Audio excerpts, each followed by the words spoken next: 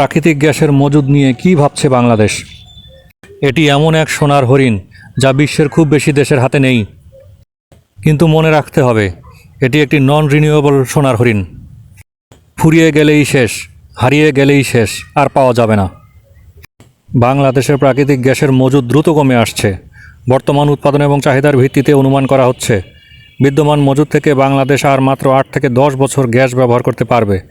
নতুন গ্যাস ক্ষেত্র আবিষ্কার এবং অনুসন্ধান কার্যক্রম প্রত্যাশিত হারে না বাড়ায় জ্বালানি নিরাপত্তা নিয়ে বড় সংকটের আশঙ্কা তৈরি হয়েছে। বর্তমানে দেশে মোট 29টি গ্যাস ক্ষেত্র চিহ্নিত হয়েছে। এর মধ্যে প্রায় 20টি থেকে নিয়মিত গ্যাস উত্তোলন চলছে।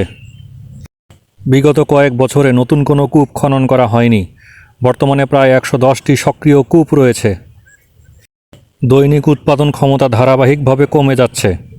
বিদ্যমান মজুদ থেকে বাংলাদেশ সর্বোচ্চ 8 থেকে 10 বছর গ্যাস সরবরাহ করতে পারবে। মূলত 4টি বৃহৎ শিল্পে গ্যাস ব্যবহৃত হয়। একটি হলো বিদ্যুৎ উৎপাদন। দেশের বিদ্যুতের বড় অংশ গ্যাস ভিত্তিক বিদ্যুৎ কেন্দ্র থেকে আসে। ইন্ডাস্ট্রি, টেক্সটাইল, সার কারখানা, সিমেন্ট সহ বিভিন্ন শিল্প গ্যাসের উপর নির্ভরশীল। পরিবহন খাতেও রয়েছে গ্যাসের ব্যবহার।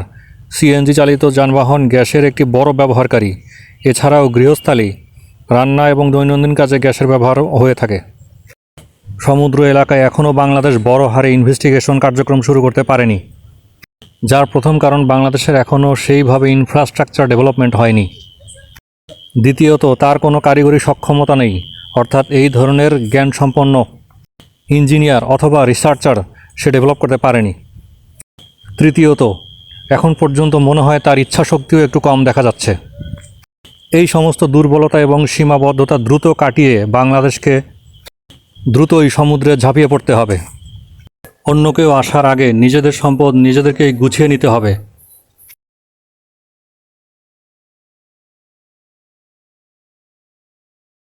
রেসিডেন্সিয়াল এবং কমার্শিয়াল বিল্ডিংয়ে ভূমিকম্প সহনশীল স্ট্রাকচারাল ডিজাইনের জন্য ডেসক্রিপশন বক্সে দেখানো নাম্বারে যোগাযোগ করুন।